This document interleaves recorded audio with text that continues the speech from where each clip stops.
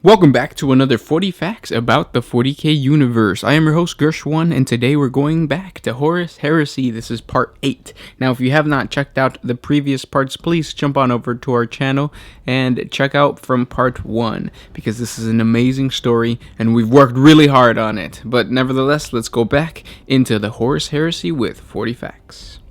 The Primarch of the Iron Warriors, Perturabo, and the Primarch of the Emperor's Children, Fulgrim, saw each other as trusted comrades, if not beloved brothers, due to their adherence to perfection. And after the victory of the world of Hydrocordatus, Fulgrim wished to talk with Perturabo to discuss something of great importance. The Emperor's Children arrived, unannounced, on the surface of Hydrocordatus, with over 300 drop craft that landed beyond the mouth of the valley where the Iron Warriors had made their encampment. Battalions of Imperial Army troops stood ranked in their tens of thousands. 200 grand battalions of Iron Warriors, 50,000 warriors in amber dust warplates, greeted the 3rd Legion. Fulgrim met with his brother Primarch in the private inner sanctum of his command bunker. Fulgrim came with an offer to unite their mutual forces in battle on a glorious quest. They were to venture to the warp storm that had plagued Perturabo's dreams all his life. Within it was hidden an ancient and forbidden Xenos weapon known as the Angel Exterminatus. Perturabo accepted.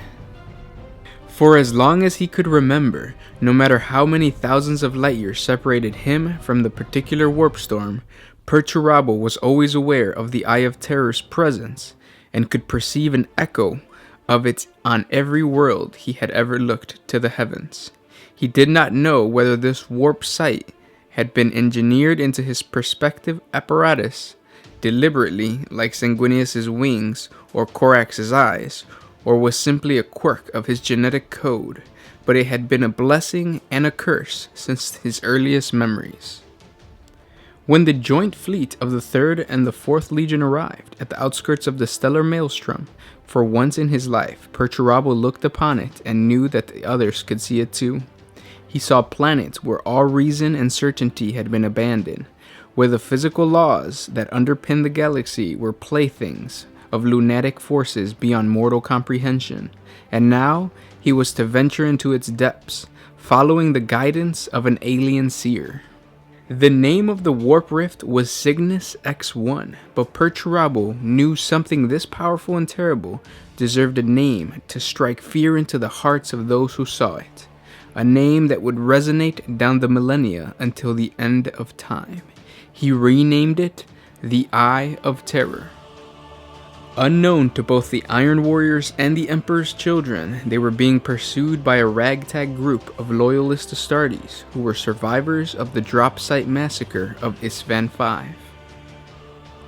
These loyalists had managed to escape the Isstvan system aboard an Iron Hand strike cruiser known as Sisyphum. Iron Hand Astartes and their mortal serfs formed the bulk of the warship's crew, but surviving warriors of the Salamanders and a single Raven Guard Astarte were also counted among their numbers. The ship's main goal was disruption and harassment, embarking on a series of hit-and-run attacks on traitor forces on the northern frontier of the galaxy, wreaking harm like a lone predator swimming in the dark ocean. Traitor forces seeking flanking routes through the Segmentum Oscurus were their prey, as well as scout craft, slow-moving supply hulks heavily laden with mortal troops, ammunition, and weapons. At Cavor Sarda, the Iron Hand known as Sabak Wayland and the lone Raven Guard survivor, Nikona Shirokin, had captured the unlingual cipher host, one of the so-called Cryptos, a hybrid abomination of the Dark Mechanicum that had previously made the traitor's code impossible to crack. With the Cryptos, the Loyalist commanders were able to finally access the traitor's code communications, and after learning of Fulgrim's intention to enter the Eye of Terror to recover the Angel Exterminatus, the crew of the ship made their way toward the Warp Rift. Aided by a mysterious Eldar guide, with the intention of stopping the traitorous plan to acquire the unknown Xenos weapon. The destination of the joint fleet of Iron Warriors and Emperor's Children was the lost Eldar world of Idris, a world said to have been favored by the goddess Lilith. Idris was one of the legendary Crone worlds, which once formed the heart of the lost Eldar Empire, before they were consumed by the creation of the vast warp rift that was the Eye of Terror, following the birth of the Chaos God Slaanesh. To learn more about the Eldar, check out our 40 Facts about the Eldar. The weapon they seeked sat at the center of a citadel of Amon Nishak Kalis.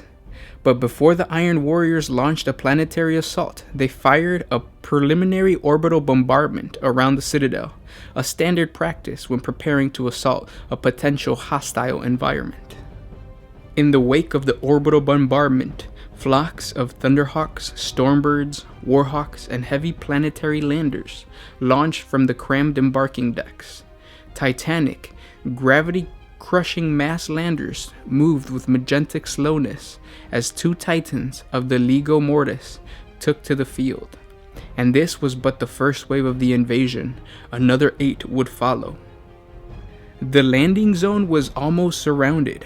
Warsmith, Toramino, and 5,000 Iron Warriors were left to oversee the establishment of battery positions for the guns of the Legion.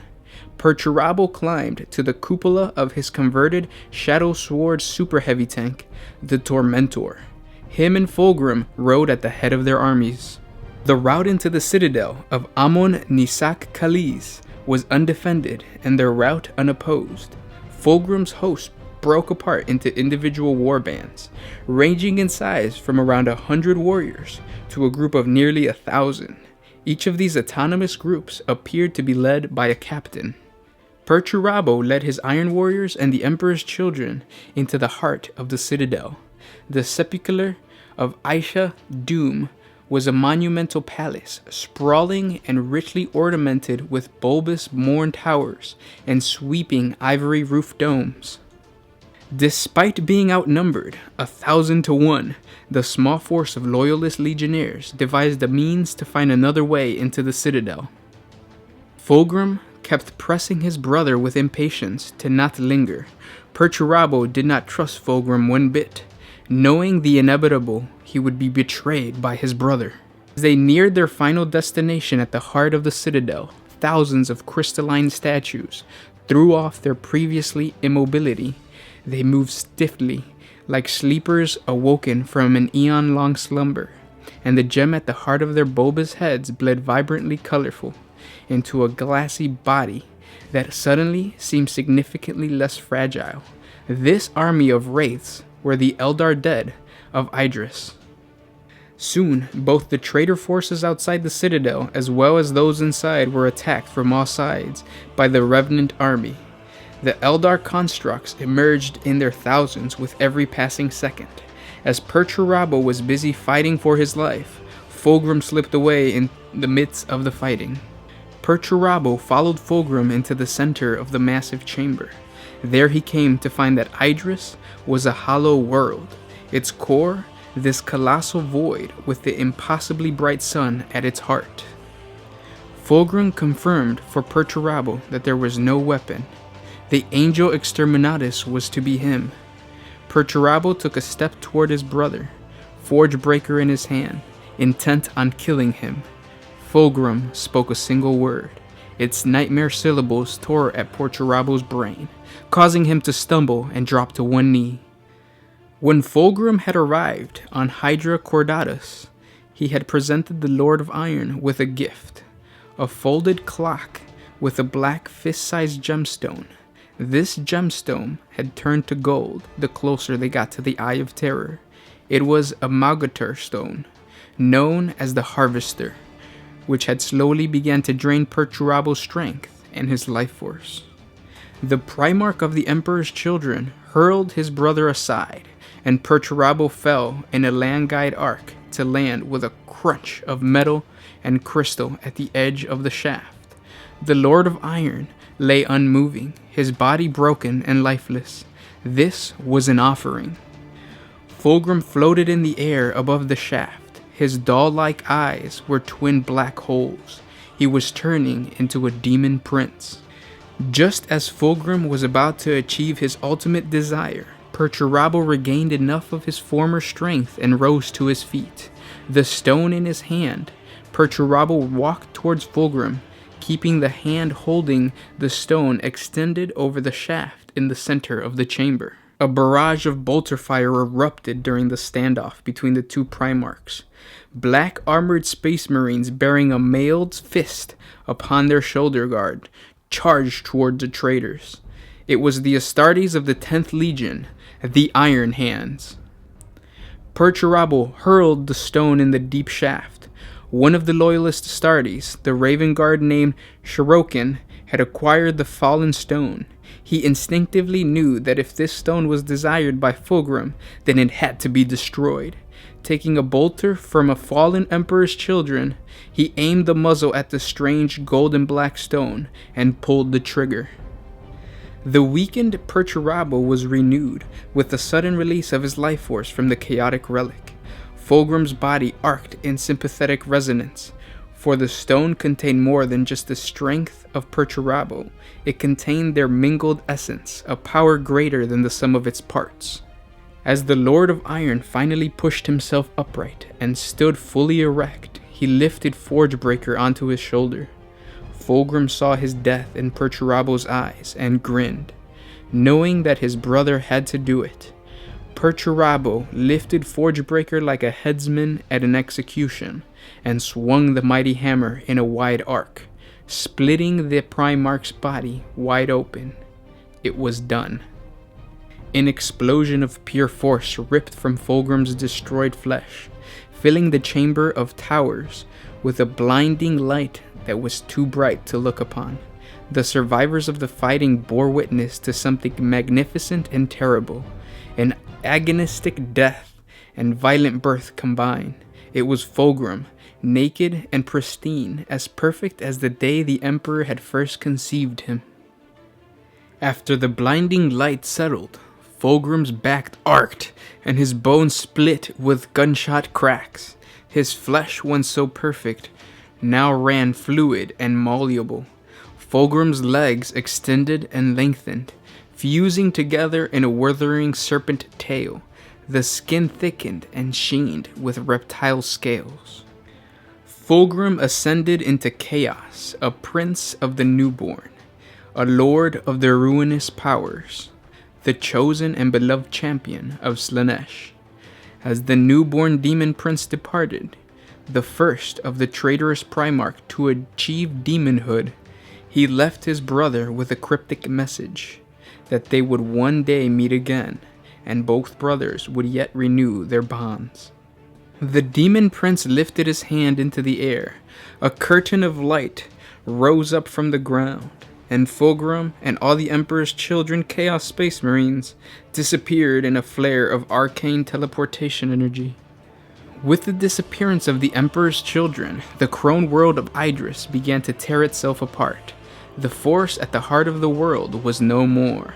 The strength and life force of the dead Eldar that had kept it safe was failing, and soon the planet would be swallowed by an unimaginable force of the supermassive black hole that lay at the heart of the Eye of Terror. Across the chasm, the remaining Iron Hands gathered up their wounded and fell back from the spreading fissure and heaving ruptures upon the floor. They knew that they would not fight the Lord of Iron and live through the encounter. Perturabo let the Iron Hands depart. Then he led his warriors out of the crumbling citadel. Many of the smaller vessels of the Iron Warrior survivors were swallowed by the black hole. The main vessel, Sisyphus, did manage to escape the pool. Perturabo's captain ship had engines large enough to resist the pull of the black hole, but the Lord of Iron informed his men that he always moves forward, never backwards. They would go into the black hole. Fulgrim had promised that the two brothers would meet again. The Iron Warriors were not meant to die within the Eye. The Iron Warriors' fleet plunged deep into the heart of terror. And those were 40 facts about the Horus Heresy. This was part 8. We got 2 more parts to go. Next one is probably going to be the much awaited Assault on Terra. So please subscribe to the channel to get that video, or click on the link below. It might already be there. Thank you guys so much for watching. I hope your painting is going swell. And again, thank you for liking, commenting, and sharing this video. This was Gersh1 with One Mind Syndicate, signing out.